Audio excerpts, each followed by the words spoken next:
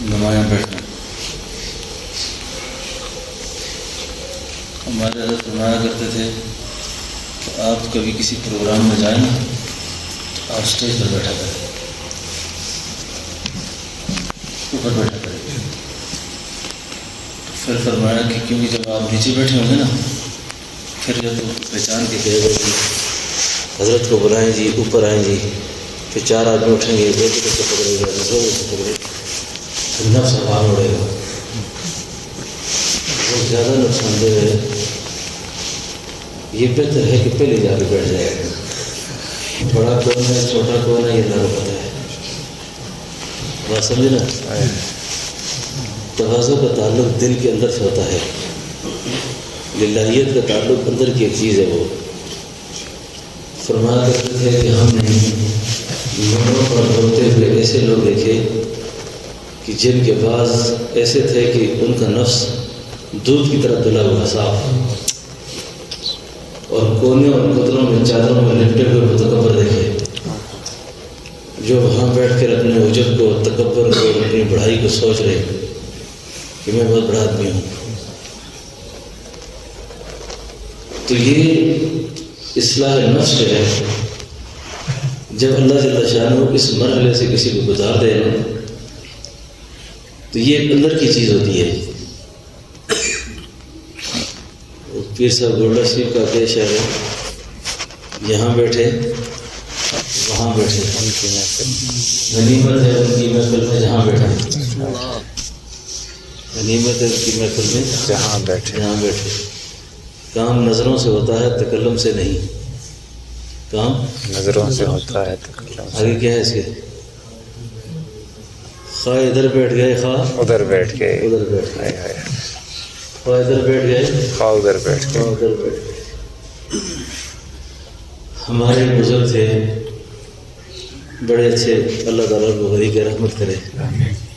وہ جب میرے پاس یہاں پہ شعر پڑھا کرتے ہیں، طیبہ سے منگائی جاتی ہے کہ فیصلہ شاہ صاحب، طیبہ سے منگائی جاتی ہے، دھو دھو کے پلائی جاتی ہے. توحید کی میں ساغر سے نہیں، نظروں سے پلائی جاتی ہے. ہائے ہائے ہائے. توحید کی میں ساغر سے نہیں، ساغر سے نہیں، نظروں سے پلائی جاتی ہے. مسجد میں نہیں، معبد میں نہیں، مندر میں نہیں. سنا ہے کتاب عشق تیرے کوچے میں پڑھائی جاتی ہے.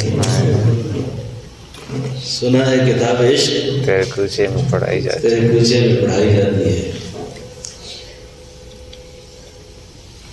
تو موت سے پہلے اب موت کب آئے گی، یہ ایسا ایک راز ہے جو انبیاء سے بھی مخفی رکھا گیا. سب کچھ دیا، یہ راز نہیں پتہ ہے. کوئی آدمی تعین سے نہیں کہہ سکتا کہ میں کب مروں گا اور کہاں مروں گا.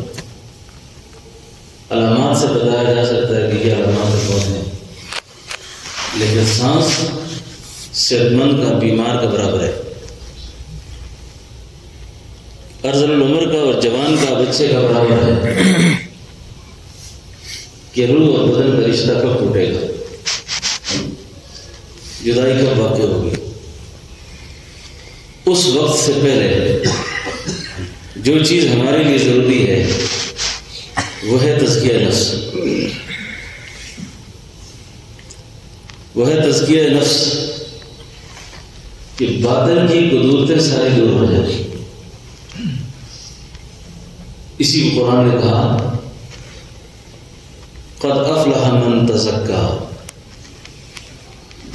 قد افلح من تزکا ونفس وما سواها فألهمها فجورها وتقواها.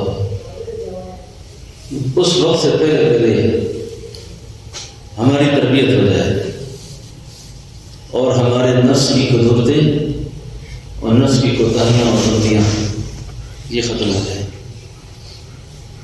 اور اس صفت کا حامل انسان جب دنیا سے اٹھتا ہے نا،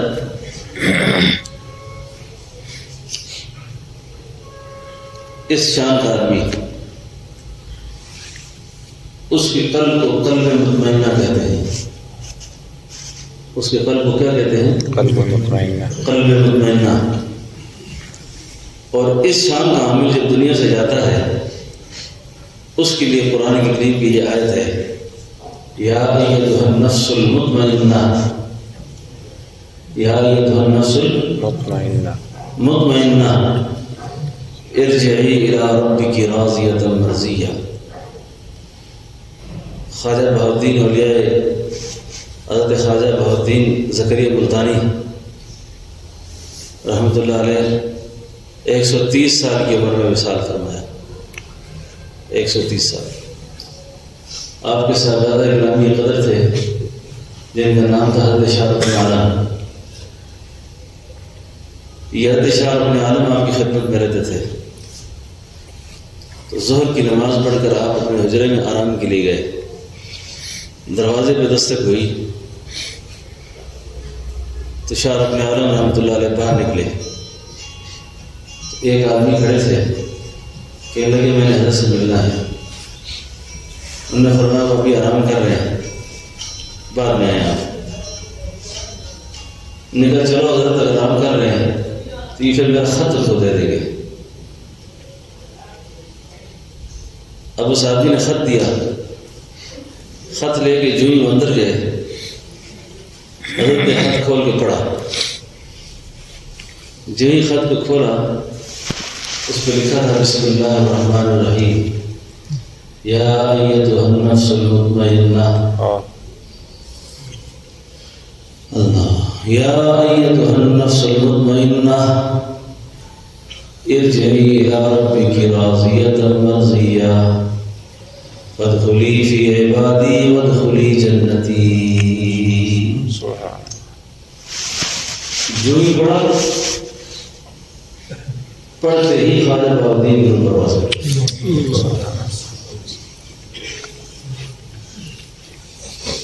پڑھتے ہی روح پرواز کر. کیسے خوش نصیب لوگ تھے کہ جن کو دنیا میں یہ پروانہ نصیب ہوا کہ آپ کا جو نفس ہے، آپ کا جو قلب ہے، یہ نفس مطمئنہ کا حامل ہے. لوٹ جائیں آج اللہ کی طرف. اس سے اگلی بات آپ کو سناؤں. ان کے وصال کے بعد حضرت شاہ رب عالم آپ کے مسجد پر بیٹھ گئے.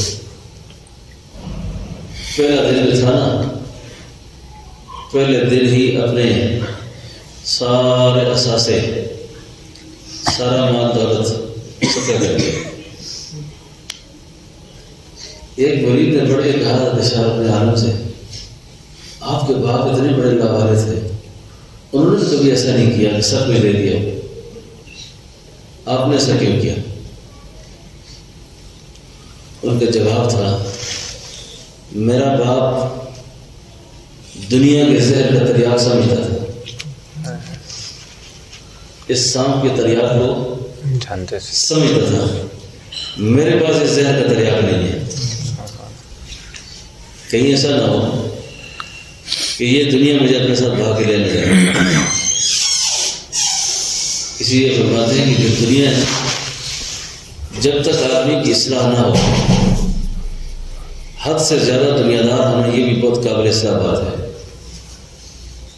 تربیت نہ ہو تو یہی مال انسان کے لیے وبال بن جاتا ہے، پریشانی کا باعث بن جاتا ہے، اللہ سے دوری کا سبب بن جاتا ہے. ہاں اگر وہ مال دولت عہدہ منصب آ جائے، اللہ سے دوری پیدا نہیں ہوئی تو سمجھ جائے کہ یہ مال اس کے لیے آزمائش نہیں بنا، قرب کا ذریعہ ہے. تو تزکیہ نفس کی دولت یہ اونچی دولت ہے. یہ بیت کے جو مقاصد ہے نا کہ بندہ بیت کیوں کرتا ہے. ہمارے ایک بزرگ بڑے صاحب کش تھے، ان کی خدمت میں کوئی آدمی مرید ہونے آیا تو گریڈ 18 کا افسر تھا. اس کو کسی نے یہ کہا کہ بزرگوں میں نسبت ملے تو بندے کو ترقی ہو سکتی ہے. اور وہ ترقی پتہ نہیں کون سی چاہ رہا تھا. اس کے ذہن میں یہ تھا گریڈ سیکیور ہو جائے گا، یہاں تو بعض اوقات مریض ہونے کے گریڈ بند ہو جاتے ہیں. کیا خیال ہے آپ کا؟ خواجہ فرید الدین میری شکل سے مریض سے ملا، اس نے کہا حضرت مرید ہونا چاہتا ہوں، بھائی فوت ہو گئے، گھر کے مالی حالات اچھے نہیں ہیں. رو رہا تھا ساتھ. فرمایا ہماری مریدی میں رونا ہی پڑے گا. دفتر عشق کے انداز نرالے دیکھے اسے چھٹی نہیں ملی جس نے سب گیا. ادھر تو سب کا آدمی کا لوگ ہوتا رہتا ہے.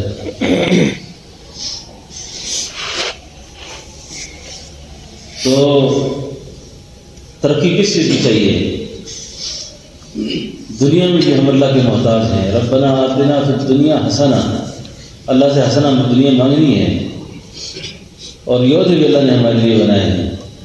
لیکن ہمارا سب سے جو مشکل سفر ہے اور بڑی جس کو کہتے ہیں دشوار گزار گھاٹی، وہ تو موت کی بات کرتے ہیں.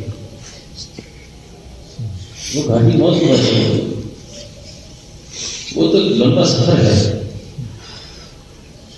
حضرت جی صاحب رحمۃ اللہ علیہ فرمایا کرتے تھے یا پھر عدل ہے یا فضل ہے، یا عدل ہے یا فضل ہے.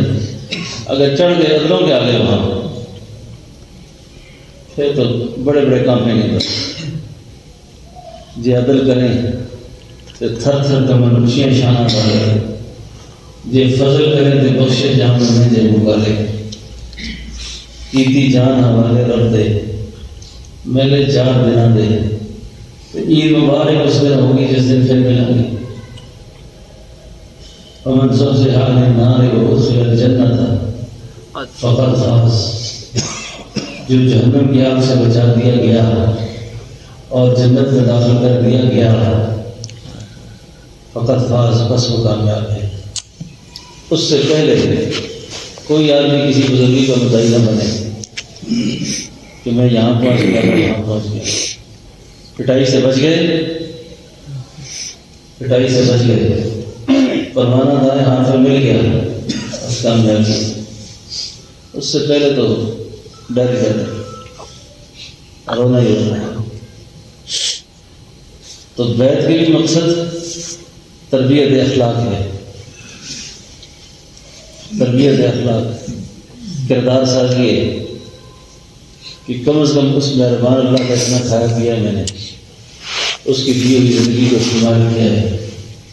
تو میں کیسے توبہ کر کے اللہ کے پاس صاف ستھرا ہو کے رکھوں اور میرے ساتھ عالم ناسوس کی کوئی گندگی نہ ہو. تو بیت کے مقاصد بھی یہی ہے، یہ تربیت کے لیے داخلہ لینا اور اس کے بعد اس فکر میں رہنا. ہمارے فرمایا کرتے تھے ہمارا مقصود نہ تو اچھے خواب ہیں، نہ اچھے خواب ہیں کہ مجھے اچھے اچھے خواب آنے لگ جائیں، اور نہ یہ ہے کہ مجھے کشف کھل جائے. یہ سب ذریعت ہے. مجھے تو یہ دولت نصیب ہو جائے کہ میری آنکھیں کیسے محفوظ ہوں، میری زبان کیسے محفوظ ہو، میرے کان کیسے محفوظ ہوں. آج لوگوں نے میری مریدی اور تصوف کو بھی مقصود نہیں سمجھا، غیر مقصود کو مقصود سمجھ کر محنت کرتے ہیں، محمود چیزوں کو مقصود بنا لیا. جو یہ خواب ہیں، یہ اس طرح کی انعامات جو اللہ کی طرف سے ہوتی ہیں، یہ محمود ہیں، مقصود نہیں ہے. ساری زندگی کسی آدمی کو اچھا خواب نہیں آیا لیکن اعمال اچھے ہیں اس کے. اور ایک آدمی ساری زندگی اچھے اچھے خواب دیکھتا رہا لیکن کردار ٹھیک نہیں. میں سعودی عرب گیا تو مجھے ایک آدمی نے کہا حضرت میں نے بڑا عجیب خواب دیکھا ہے، بڑا عجیب خواب دیکھا ہے. کیا خواب دیکھا ہے؟ میں بہت پریشان تھا، میرے ویزے کا مسئلہ، کاموں کا مسئلہ. رات کو میری بیوی سے لڑائی بھی ہو گئی، جھگڑا بھی ہوا. خواب دیکھتا ہوں کہ سعودیہ کے بادشاہ کی بیٹی سے میری شادی ہو گئی. خواب میں بڑا خوش، چلو کاغذات کے سارے رولے ختم، اقامے بھی ملیں گے، پاسپورٹ بھی آسان ہو گیا، بادشاہ کی جو داماد جو بن گیا سارے کسے آسان ہو. بڑا زبردست خواب ہے. جب جاگا نا تو اپنی بیوی کے پاس میں نے کہا یہ کیسا خواب ہے؟ مجھ سے کہا تھا کیا تعبیر ہے؟ میں نے کہا خواب یہ ہے. کیا ہے؟ خواب ہے. سمجھے نا؟ تو خواب ہے. جس طرح خواب میں اپنے آپ کو بادشاہ دیکھے تو بادشاہ نہیں مانتا نا. حضرت تھانوی رحمۃ اللہ علیہ فرمایا کرتے تھے نشب پرستم، نہ کہ حدیث خواب وہی، نہ میں رات ہوں نہ میں رات، میں تو رسول اللہ کا غلام ہوں. اور طریقت کے سارے سلسلے، تربیت کے سارے سلسلے یہ تو رسول اللہ کی غلامی حاصل کرنے کے ہیں. اب غلام بننے کے بعد اگر اسرار کا بات ہوتا ہے نا، ہمارے ہاں افراد اور تفریح بہت زیادہ ہے. بعض لوگ خوابوں کو اور کشف کو نہیں مانتے، یہ بھی غلط کرتے ہیں. یہ غلط کرتے ہیں، یہ بھی روحانیت کے حصے ہیں. اور بعض کسی کو مخصوص سمجھ اس کے پیچھے پڑے رہتے ہیں. یہ دونوں غلط ہیں. کردار ٹھیک ہو، اعمال اچھے ہوں، اچھا خواب کی رہنمائی ہے.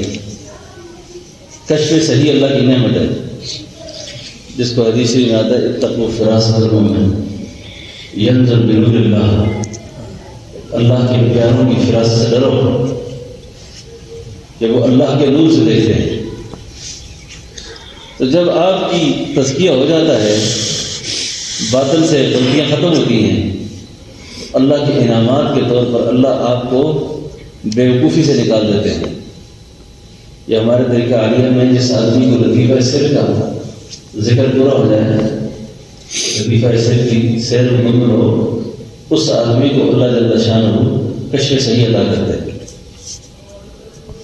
کشف صحیح عطا کرتے ہیں، یعنی کشف صحیح کی دولت ملنے کے بعد اس بندے سے حماقتیں سرد نہیں ہوتی. یہ سچ اور جھوٹ کو سمجھ آتا ہے، پر پھیل جاتی ہے. نصر بازی دنیا میں بہت زیادہ ہے. مسلمان کو ان چیزوں کا بہت خیال رکھنا چاہیے. پھر اہل ایمان کو، پھر صاحب سلوک لوگوں کو اپنی نسبتوں کو بہت خیال رکھنا چاہیے. ہمارے بزرگ تھے، ان کو کسی نے کوئی دھوکے کی بات کی، ان سے دھوکے کی بات کی، وہ سمجھتے تھے یہ نہ سمجھ سے ہیں. اللہ والوں سے زیادہ ذہین یا عقل مند کوئی نہیں ہوتا. اللہ والوں کا عقل 100% کام کرتا ہے، 100% کام کرتا ہے. یہ دنیا داروں کا عقل کام نہیں کرتا. الکیس من دان نفسہ وعمل لما بعد الموت، ان کو اللہ کے نبی عقل مند کہہ دیا. جو مرنے کے بعد والی زندگی کا غم کرتے نا، وہ سب سے زیادہ عقل مند ہے. ان کو کسی نے جان سے ملایا نا، یہ بات چیت تھی. تھوڑی دیر کے بعد انہوں نے ان سے کہا اللہ کے فضل سے میں نے انسان دیکھے ہوئے ہیں، اللہ کے فضل سے میں نے انسان دیکھے ہوئے ہیں. اس گدھا اٹھ کے آ کر مجھے کہ میں انسان ہوں، میں اس کو انسان نہیں مانتا. ہم نے انسان دیکھے ہیں، کسی گدھے کو ہم انسان نہیں مانتے. ذرا جمع خاطر رکھیں، بات سمجھو. نسبت کا بہت خیال رکھنا چاہیے تھا. اور زیب عالمگیر کا جو دور تھا، یہ بہت اچھا انسان گزرا ہے. اس نے اسلامی آئین مرتب کروایا تھا، اسلامی آئین. اب ملک میں اگر اسلامی نظام نافذ ہو جائے نا، تو کوئی بھی اور نئی سفارشات لانے کی ضرورت نہیں ہے. فتاویٰ عالمگیری اٹھا کے رکھا جائے، اس کے مطابق فیصلے شروع ہو جائیں. تو یہ سارا کچھ وہ دے کر گیا ہے. بڑا عجیب انسان تھا. اس کو محبت کی اولیاء اللہ سے. کسی شہر میں پتہ چل جاتا کہ کوئی اللہ کا ولی رہتا ہے تو یہ دوڑے لے جاتا تھا، ان کی خدمت میں جاتا. اس دور کے اندر ایک بیروحیہ تھا. وہ بے روکے لوگوں کے روح بدل بدل کے فراڈ کرتا ہے، دھوکے دیتا ہے۔ ایک دن حضرت اورنگزیب فرمانے لگے جس سے تو نے مجھے دھوکہ دیا نا تو میں تجھے 5000 دینار انعام دوں گا۔ اس بے روپیے نے دیکھا کہ بادشاہ کی کمزوری کیا ہے، اسی لیے کہا کہ یہ دیکھیے چہروں پہ داڑیاں ہوں، امامہ ہو، صوفیانہ لباس ہو، ایسے لوگوں کے پاس بہت جاتا ہے، یہ بڑا متاثر ہوتا ہے۔ اس بے روپیے نے کیا کیا، داڑھی رکھی، امامہ باندھ لیا اور لکھ کے لگایا ہوا کہ یہ فقیر کی درگاہ ہے، کوئی دنیا دار یہاں نہ آیا کرے۔ یہ خبر اڑتے اڑتے اورنگزیب تک جا پہنچے، اورنگزیب نے جا کے کہا کوئی ایسا نہ ہوا، اورنگزیب بتا کے تشریف لے گئے، اپنی شان کے مطابق ہدایہ اٹھائے گئے، جا کے ہدیہ رکھے، کوئی نقدی ہدیہ پیش کیا۔ اس بے روپیے نے کہا، اس پہ بزرگ بنا ہوا تھا، اس نے کہا یہ ہدیہ بھی اٹھاؤ، یہاں سے نکل جاؤ، تمہیں پتہ نہیں یہ فقیر کی درگاہ ہے، میں نے کہا کہ کوئی اچھا نہ آیا کرے، کوئی دنیا دار یہاں نہ آیا کرے۔ اورنگزیب اور متاثر ہو گئے، اور زیادہ متاثر ہوئے،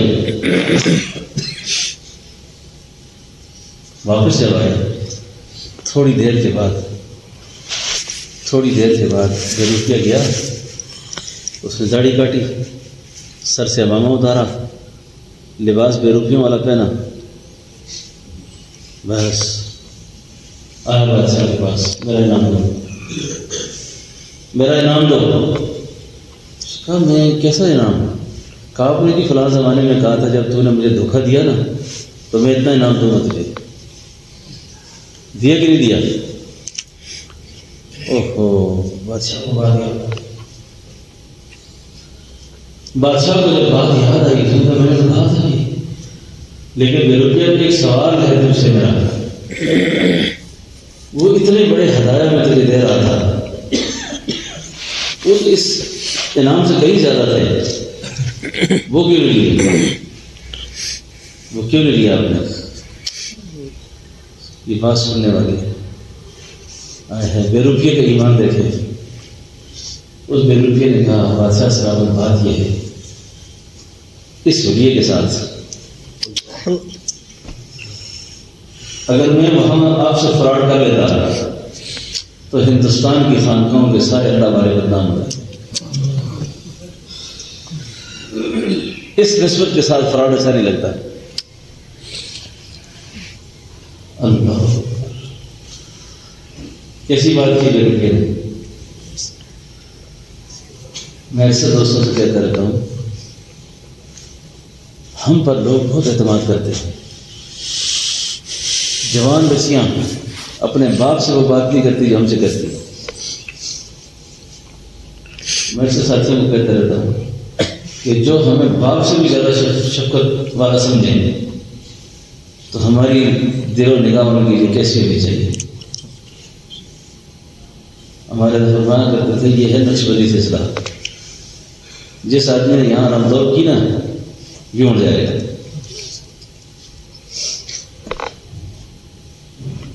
کیونکہ یہ نسبت اپنے ساتھ کسی غم کو برداشت نہیں کرتی۔ راستہ خاصوں کا پکڑا ہے، کام عاموں والے کرتے ہو، خاص لوگوں کا راستہ پکڑا ہے تو خاص رہنا پڑے گا۔ اس کو کوئی حضرت فرمایا کرتے کوئی ٹھٹھے ماحول کا راستہ تھوڑا ہی ہے، کوئی ٹھٹھا تھوڑا ہی ہے۔ تو اپنی نسبتوں کا احترام بحیثیت مسلمان ہونے کی اگلی بات عرض کرو، جب تربیت ہو نا تزکیہ آدمی کا، دہلی کی جامع مسجد دعا کریں گے، دہلی ہماری ہے، دہلی ہمارا ہے، دہلی اللہ اس اسلام کا پرچم لہرائیں گے۔ ٹھیک ہے نا؟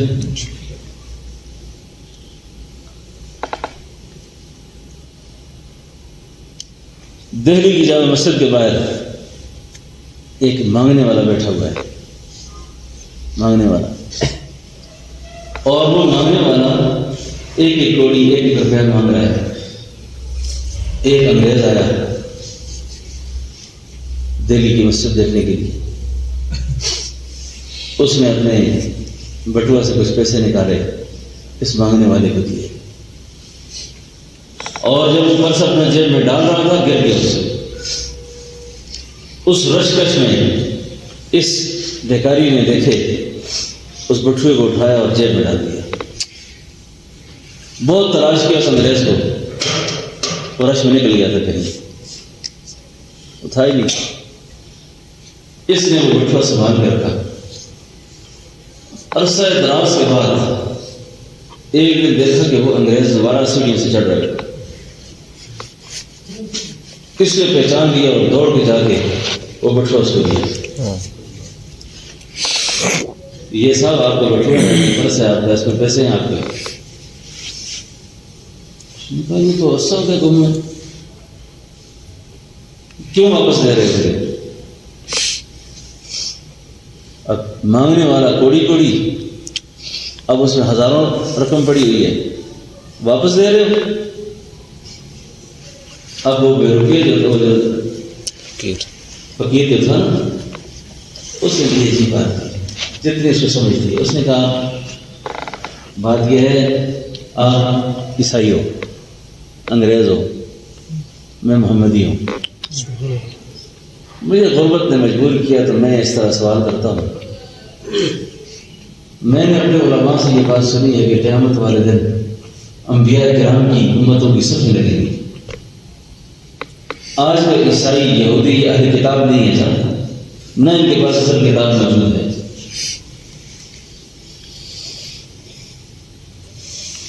اس کا بیکاری کا جو تصور ہے وہ پیش ہو رہا ہے۔ اس نے کہا آپ عیسائی ہو، میں محمدی ہوں، قیامت والے دن جب نبیوں کی صفیں لگے گی تو عیسی علیہ السلام کی صف میں ہوگا اور میں محمد رسول اللہ کی صف میں ہوں گا۔ اگر سارے نبیوں کے سامنے، ساری امتوں کے سامنے تو نے آ کر میرے محبوب کے سامنے یہ کہہ دیا کہ آپ کی سنت کی بیکاری نے میرا بٹوا چرایا تھا، تو میرے نبی سب کے سامنے شرمندہ ہو جائیں گے۔ میں اپنے محبوب پیغمبر کو شرمندہ ہوتا دیکھ نہیں سکتا تھا، اس لیے میں نے تمہارا یہ بٹوا واپس کیا۔ اس نے دہلی کی جامع مسجد کی سیڑھیوں پہ کھڑے کھڑے کہا لا الہ الا اللہ محمد رسول اللہ۔ اس پیغمبر کی امت کے بہکاری ایسے ہے، اس کے علماء کیسے ہوں گے، اس کے مشائخ کیسے ہوں گے، اس محبوب پیغمبر کے صحابہ کیسے ہوں گے، اور اس محبوب پیغمبر کے اپنے اخلاق کیسے ہوں گے۔ خود نہ تھے جو راہ پہ اوروں کے ہادی بن گئے، کیا نظر تھی جس نے مردوں کو مسیحا کر دیا، کس نے قطروں کو ملایا اور دریا کر دیا، کس نے ذروں کو اٹھایا اور سہارا کر دیا۔ یہ تربیت اخلاق تو خود بندے کو کہیں تک پہنچاتی ہے نا، صرف وہ خود ہی نہیں پہنچتا بلکہ اس کے ساتھ ایک خلقت وابستہ ہو جاتی ہے،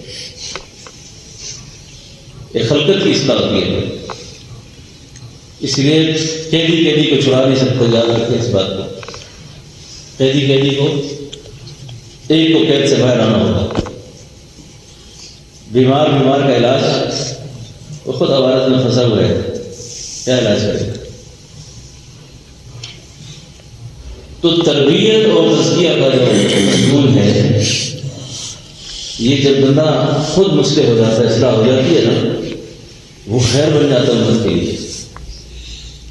اس کا چلنا دعوت، اس کا بیٹھنا دعوت، اس کا سونا دعوت، اس کا کھانا دعوت، وہ کوئی واز نہ بھی کرے، اس کا وجود سراپا دعوت ہوتا ہے، اس کا وجود سراپا دعوت ہوتا ہے۔ ہمارے بزرگوں میں سے نا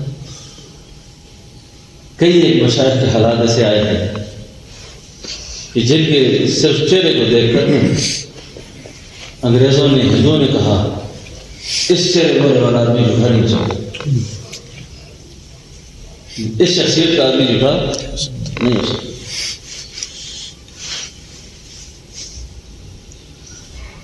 کسی آدمی نے ٹرین میں جاتے ہوئے واش روم کو بہت زیادہ گندا کر دیا، صاف نہ کیا، اور اسی ڈبے میں ایک انگریز سفر کر رہا ہے، اس نے باہر نکل کر بڑے غلغہ پاڑے، بڑی گالیاں دی کہ کیسے مسلمان ہیں جن کو طہارت کا کوئی پتہ نہیں، صفائی کا پتہ نہیں، گند پھیلا کے آ جاتے ہیں۔ اب اس پر دلیل دینا شروع کر دے کوئی آدمی، نہ جی میں نے نہیں کیا، یہ کسی اور نے کیا، پتہ نہیں کس نے گند پھیلایا، جو آج کل ہمارا مزاج ہے آگے سے بحث کا۔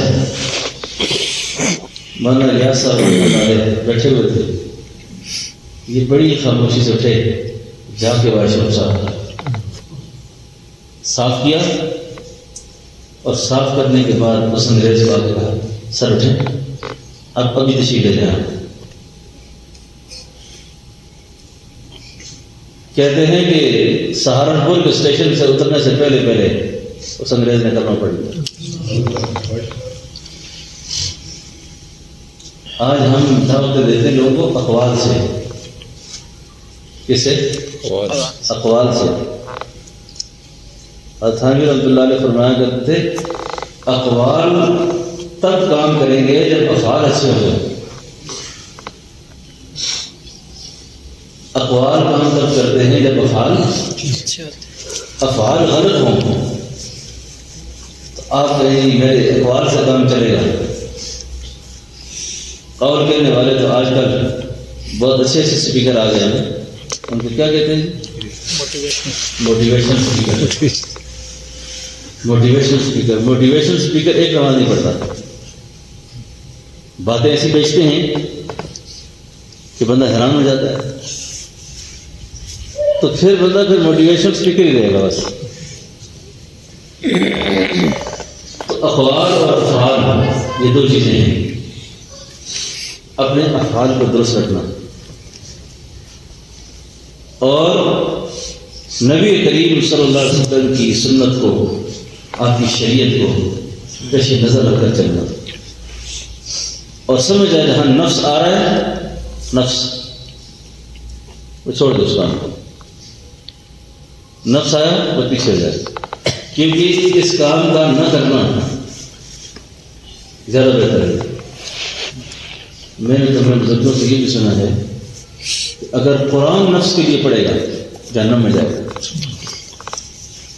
مسجد نفس کے لیے بنائے گا جہنم میں جائے گا، لوگ میری تعریف کریں، لوگوں میں میرا نام ہو، اگر ہو بھی گیا تو پھر کیا ہوگا؟ اپنے انجام کا ڈر ہر آدمی کو، مرد کو، عورت کو رکھنا چاہیے۔ یہ تھوڑی دیر کے لیے میرے بڑے اچھے چرچے ہو گئے۔ شیخ زکریا رحمۃ اللہ علیہ ایک بیتی میں یا کسی کتاب میں ایک واقعہ بڑا عجیب لکھتے ہیں، یہ اس وقت کی اجتماعی ایک بیماری ہے، جن کو اللہ تعالیٰ نفس کے مراحل سے گزارتا ہے نا،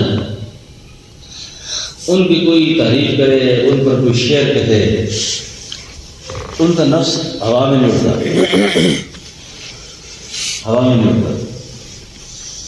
میں نے اپنے رضی صاحب رحمۃ اللہ علیہ کے بارے میں ایک شعر کہا اور میں نے سنایا تو بہت خوش ہوئے، اور پھر مولانا مشید صاحب تھے، ان کو فون کر کے کہا میرے بارے میں کہ وہ آئے تھے، انہوں نے میرے بارے میں ایک شعر کہا تھا، ان سے سنے۔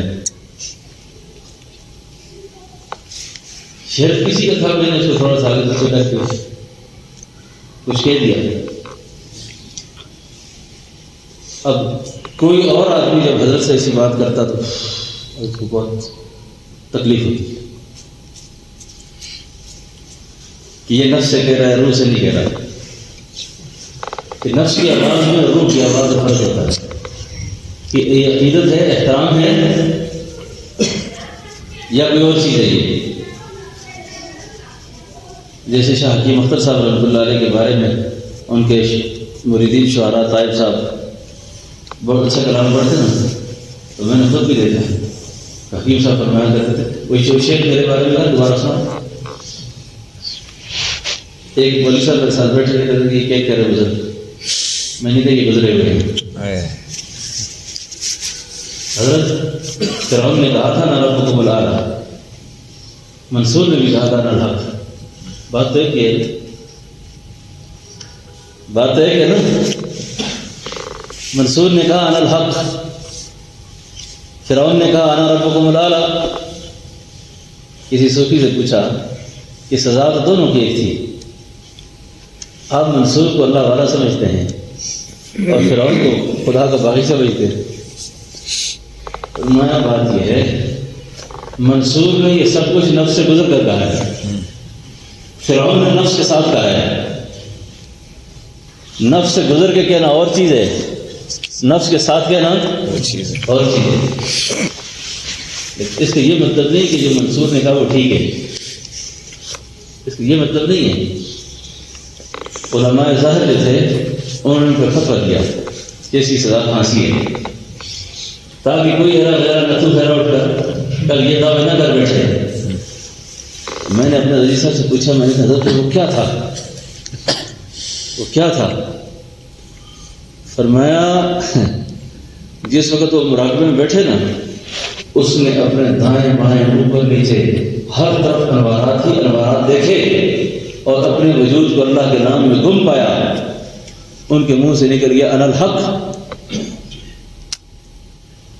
حضرت ان کو بھی فرمانے لگے چڑھ گیا تھا مولویوں کا، چڑھ گیا مولویوں کے آگے. انہوں نے کہا جس کو مارو، اس کی سزا موت ہے. آئے ہائے. امام ربانی حضرت مجدد ثانی فرمایا کرتے تھے منصور کو سزا غلط ہوئی ہے. یہ فقیر اگر اس وقت ہوتا تو توجہ دے کر اس مقام سے ان کو نکال لیتا ہے. جس پہ اللہ کے نام حق جو ہے اس صرف کی تجلی پڑی ہوئی تھی، اس سے مجبور ہو گیا تھا. وہ مجبور تھا اور اس کی مجبوری کو سمجھانا، فتویٰ دے دیا. لیکن یہ فتویٰ بھی ٹھیک تھا اپنی جگہ پر، اس کا معاملہ خدا کے ساتھ ہے. خیر کیا بات کر رہا ہے جی.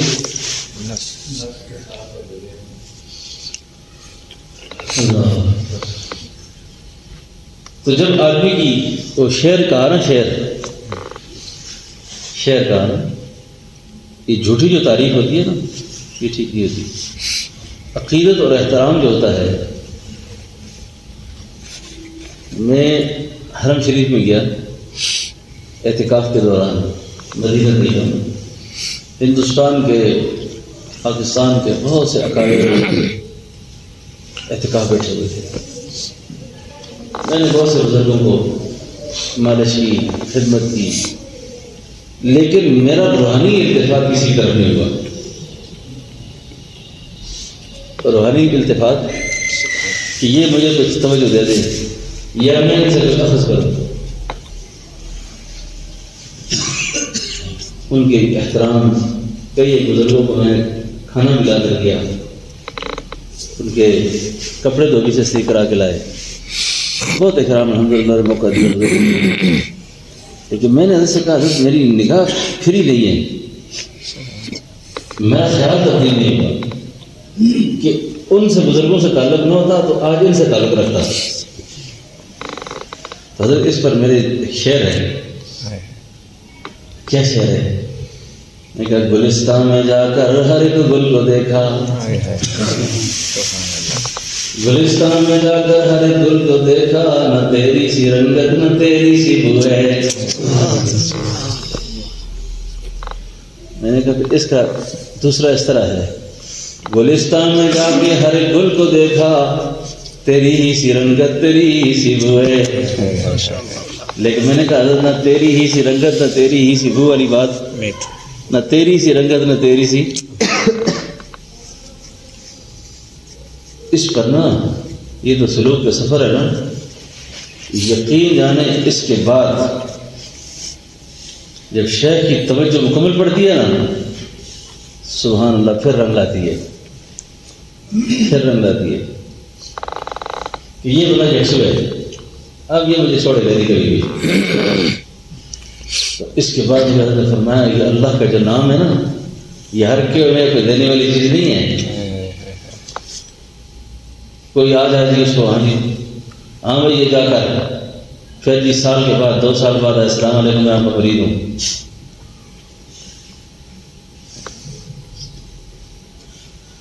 تو یہ بڑی تربیت کا ایک عجیب سفر ہے، یہ تربیت کا عجیب سفر ہے۔ اور موت سے پہلے اللہ اس دولت کو سب کو نصیب کر دے، اللہ اس دولت کو سب کو نصیب کر دے کہ ہماری وہ تربیت ہو جائے، وہ تربیت ہو جائے کہ جب قبر میں جائیں، قبر میں تو کہتے ہیں کہ 2 گاڈ آف آنر پیش کیے جائیں گے۔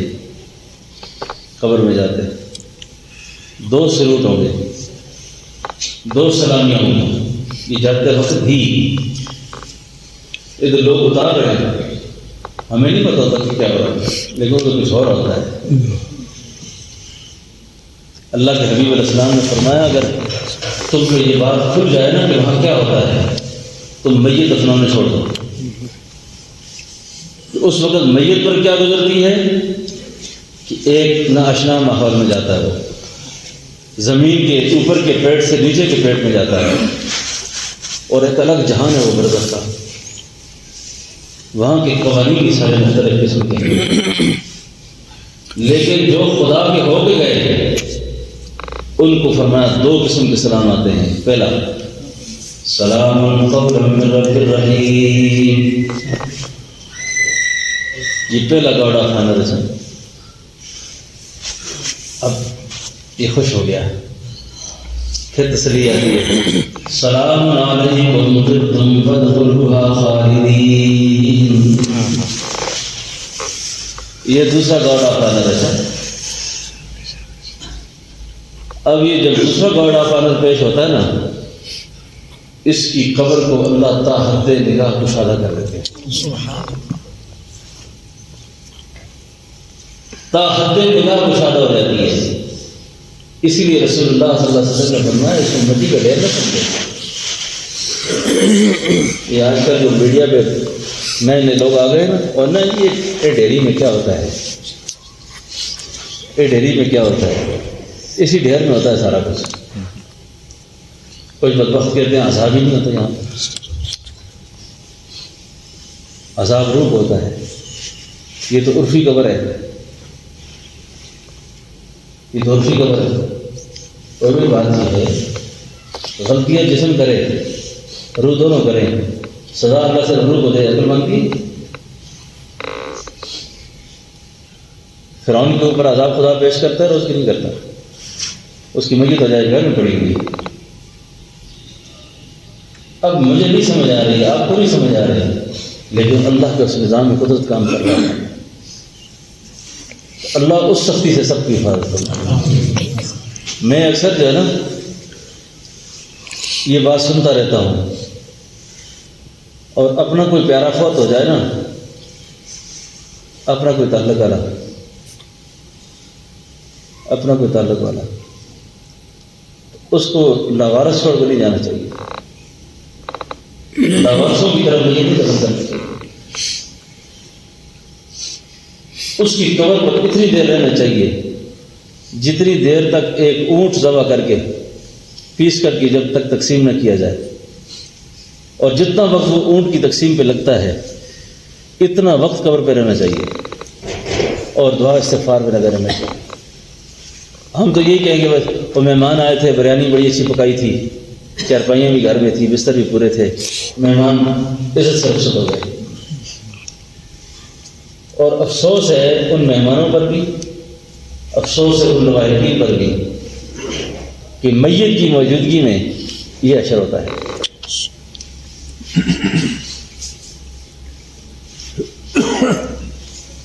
میں کسی جاننے والے کی بات کر رہا ہوں، بہت بڑا آدمی، اچھا اپنے لیے کچھ خود کرنا ہے تو کرو، مشکل بات ہے، جو بھی کرنے لگا ہوں ان کو نظارہ آنکھوں سے دیکھا، ڈانٹا اس آدمی کو، میں نے غصہ کیا اس کو۔ ہم تاثیر کے لیے آئے تھے، صدمے سے دو چار ہیں، پریشان ہیں. بیٹا موبائل میں گیمنگ کھیل رہا ہے، باپ کا میت ابھی دفن، بیٹا موبائل میں لگا ہوا ہے، کھیل رہا ہے جی، مستی میں لگا ہوا ہے، پرواہ ہی نہیں اس کو. یقین جانے اس کیفیت کو مجھے ابھی بھی یاد آتی، اتنا صدمہ ہوتا ہے. پتہ نہیں اس باپ نے اس بیٹے کے لیے کیا کچھ تصور کر رکھے ہوئے، یہ میرے باپ کیا کرے گا. میں تو اکثر حرم شریف کا سفر کرتا ہوں، اللہ تعالیٰ لے جاتے ہیں تو میں جتنے جاننے والے ہیں ان کے لیے دعائیں کرتا ہوں، یاد رکھتا ہوں ان کو. ایک دفعہ حرم میں نے قرآن کریم مکمل کیا تو میں دعا کرتے کرتے نا میرے سامنے نا میرے کچھ مقتدی کچھ جاننے والے آئے نا سامنے، خوب ان کے لیے گڑ گڑا کے دعا کی، خوب دعائیں مانگی. دعا مانگنے کے بعد دل میں یہ کہا کہ بڑا خوش نصیب آدمی تھا، اس کا تعلق میرے ساتھ بڑا خوش نصیب آدمی تھا. میں اس کی اولاد کو جانتا ہوں، بدبخت کلف کے کپڑے پہن کر صبح گاڑی کا سلف سٹارٹ کیا تو بدبخت گئے اپنے کاموں میں، مچھوں کو تیل لگایا، آ گئے واپس، السلام علیکم، رات ہو گئی ہے. میں نے کہا ایک مطلب کہ ہمیں دے کر نہیں گئے، سب زمینیں اولاد کے لیے چھوڑی، سب کچھ پیچھے چھوڑ کے گئے ان کو. ہمارے ساتھ یہ کبھی مسجد میں آئے، ہنس کے سلام کر لیا، کبھی 200-400 روپے ہدیہ دے دیا، یہی ہو سکتا ہے. میں نے کہا یہ تو ہمیں کام آئے، اس کو تو اولاد کام نہیں آئی، ایسی اولاد کو کیا کرنا. کیا خیال ہے؟ یہ بہت افسوسناک المیہ ہے، افسوسناک بات ہے.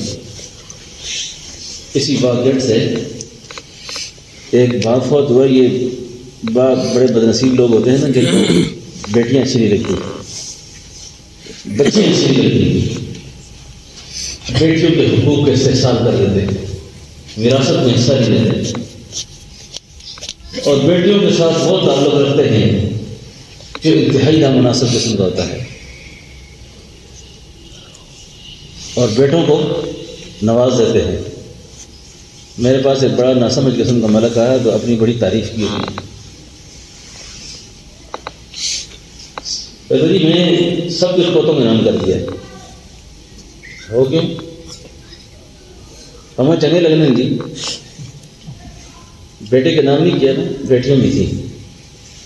اس کو پتا ہے بیٹا میرے جیسا حسیسی ہے، وہ مجھے پڑھ کر ہوگا، پوتوں کو دے دیا سارا کچھ تاکہ بیٹیوں کو نہ دینا پڑے مجھے. میں نے کہا بڑی زیادتی کی ہے. واقعی سے مجھے فون آیا کہ حضرت باپ کے مرے ہوئے 40 دن نہیں گزرے، 3 بیٹیوں نے 15 قرآن پاک پڑھ لیے، اور بیٹا افسوس کی بات ہے حافظ قرآن بھی ہے. اس نے مجھے کہا حضرت میں تو بہت پریشان ہوں، فجر کی نماز کے لیے روز منصوبہ بندی کرتا ہوں اٹھنے کی، بس وہ منصوبہ ہی رہ جاتا ہے. ایک بار بھی میں تسلی سے سورہ یاسین نہیں پڑھ سکا. میرا ذہن تبدیل ہوا. پہلے میں کہا کرتا تھا یہ لڑکیوں کو مدرسوں میں حفظ نہ کراؤ، اس کے بعد میرا ذہن میں تبدیلی آئی. میں نے کہا یہ بات ٹھیک نہیں کی. جو قرآن کی دولت دے گا وہ سنبھالنے کی دولت بھی عطا کر دے گا. شیخ زکریا رحمۃ اللہ علیہ ابیتی میں لکھتے ہیں کہ میرے خاندان کی بچیاں اور عورتیں دن میں رمضان شریف میں افطاری کا سامان بناتے بناتے 15 پارے پڑھ لیتی تھی، اور دن 15 پارے ظہر کے بعد سے افطاری کا سامان بنا رہی ہیں، کھانے روٹیاں بنا رہی ہیں، اور جو ہی اذان ہوتی ہے 15 پارے قرآن پڑھ لیتی ہیں. میرے ذہن نے کروٹ لی، تبدیلی لی. میں نے بے شمار مدارس کا بیان کیا اور اس بات کی ترغیب دی کہ اپنی بچیوں کو بھی قرآن کی حافظہ بناؤ، قرآن کی حافظہ بناؤ. یہ کتنے افسوس والی بات میں نے سنائی آپ کو. کہ کتنی توقعات ہیں اولاد سے، کیا ہوا؟ تو مرنے کے بعد کچھ دیر قبر پہ رہنا چاہیے اور دعا استغفار کرنی چاہیے، جس میں آتا ہے کہ تم ابھی واپس پلٹتے نہیں، کہ میت کو بٹھا دیا جاتا ہے اور اس سے اس کی کارگزاری شروع ہو جاتی ہے۔ ہاں بھائی سنا اس وقت پاس ہوئی نا، اس وقت اس کے اعمال ہوں گے پاس، اس کا کردار ہوگا پاس، اس لیے ان چیزوں میں بہت زیادہ خیال رکھنا چاہیے۔ میں بیان کے حوالے سے آج کچھ طبیعت میری ناساز تھی، سر میں بھی درد تھا، میرے لیے دعا بھی کریں۔ میں نے مولوی فضیل صاحب سے کہا بیان کریں گے، میں نے بیان کر دیا ہوگا، ان کی برکت تھی کہ میرا بھی کچھ شرح صدر ہو گیا، میں نے بھی چند باتیں آپ سے کر دی۔ ہاں 1 گھنٹے سے اوپر ہو گیا جی، 50 منٹ گھنٹہ بیان کر دیا تھا۔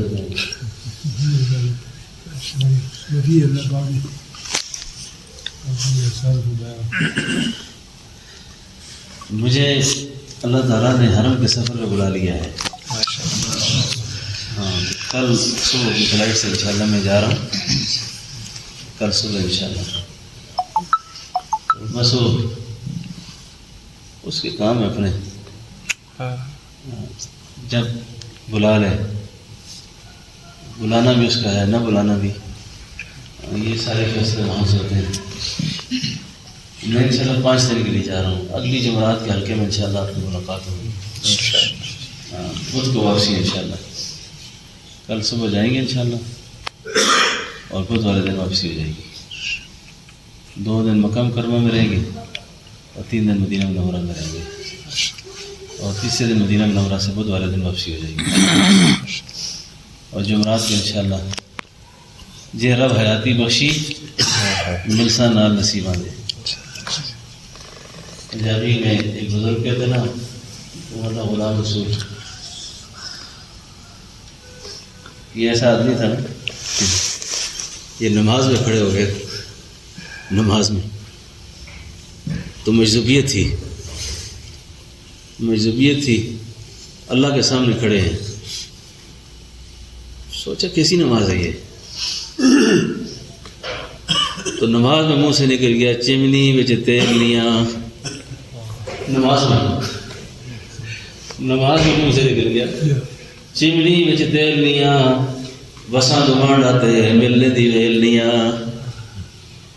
تو بتایا گیت ہے نا، وہ میری چمنی میں تیل نہیں ہے اور تیرے پڑوس میں رہ کے بھی تیرے سے ملاقات نہیں ہے، نماز میں کہنے لگے وہ اللہ تیرے سامنے کھڑا ہو کر تیرے سے ملاقات نہیں ہے۔ کسی مرید نے متوجہ کیا حضرت یہ نماز ہے، آپ نماز میں کھڑے، اچھا لا حول ولا قوت، اس طرح نماز نہیں ہوتی، لیکن بےبس ہوگا نا آدمی، تو یہ انہیں کا شعر ہے، ملسا نال نصیبان جے رب حیاتی بخشی ملسا نال نصیبان، اگر اللہ نے زندگی دی تو پھر ملیں گے۔ تو بہرحال اللہ تعالیٰ کی طرف سے میرا سفر انشاءاللہ، میں آپ کے لیے دعا کروں گا، آپ میرے لیے دعا کریں گے۔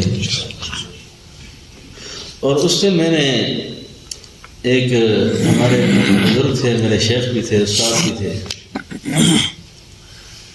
حضرت شیخ الحدیث والتفسیر حضرت مولانا سید غلام نبی شاہ صاحب رحمۃ اللہ علیہ، جن حضرات سے میں بے حد متاثر ہوا نا زندگی میں، ان میں ایک آدمی وہ بھی تھے، بڑی عجیب شخصیت تھی۔ کبھی کبھی حضرت ترجمہ پڑھاتے ہوئے گال دے دیتے نا، تو گالی میں بھی روتے تھے نا، ایک مختصر سی گال ہوتی تھی ان کی، تو مجھے ایک آدمی نے کہا یہ گالی دیتے ہیں روتے کیوں یہ؟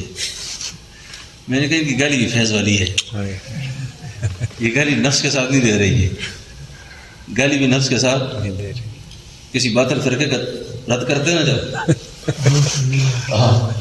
کسی باطل کے فرقے کا جب تعاقب کرتے ہیں اس باطل کو گالی دیتے ہیں، مختصر سی گالی ہاتھ چلا دیتے ہیں. تو مجھے کہ اس گالی میں کیا جائے گا. اللہ والوں کو میں نے کہا خیر ہے یہ آپ نہیں سمجھتے ان چیزوں کو. بڑے عجیب آدمی تھے، اللہ کو بڑی رحمت کرے. ان کے سالارے جا رہے تھے عمرے پہ، پچھلا جمان نے یہی پڑھایا. انہوں نے مجھے کہا کہ شاہ جی روزے پہ گئے روزہ تھر پر، تو شاہ جی نے روزہ تھر پہ کھڑے ہوئے کہا لا الہ الا اللہ محمد رسول اللہ. اللہ کے حبیب میں آج آپ کے سامنے آپ کو کرنا پڑتا ہے. میرے ایمان کی گواہی دے، میرے ایمان کی تصدیق کر لیا کہ میں نے آپ کے سامنے کرنا پڑا ہے. اور اس کے بعد اشہد ان لا الہ الا اللہ و اشہد ان محمد، میں آپ پر ایمان لایا ہوں. اس کی بھی گواہی آپ کے روزے میں شہد نہیں ہے کہ میں آپ پر ایمان لایا ہوں. پھر آمنت باللہ پڑھی اور اس کے بعد کہا میں آپ کی اولاد سے آپ کا غلام آیا ہوں، آپ کا غلام ہوں میں اور آپ کی اولاد سے ہوں، اور آپ سے میں اپنی شفاعت کی درخواست کرتا ہوں. انہوں نے یہ بات کی تو میں اس دن سوچ رہا تھا کہ مجھے اللہ لے گیا ابھی قریب میں تو میں بھی جا کے روزے پہ یہ عرضی پیش کروں گا ہم بھی آپ کے غلام آئے، ہمارا ایمان بھی قبول کرے اور ہماری شفاعت کی درخواست بھی کرے.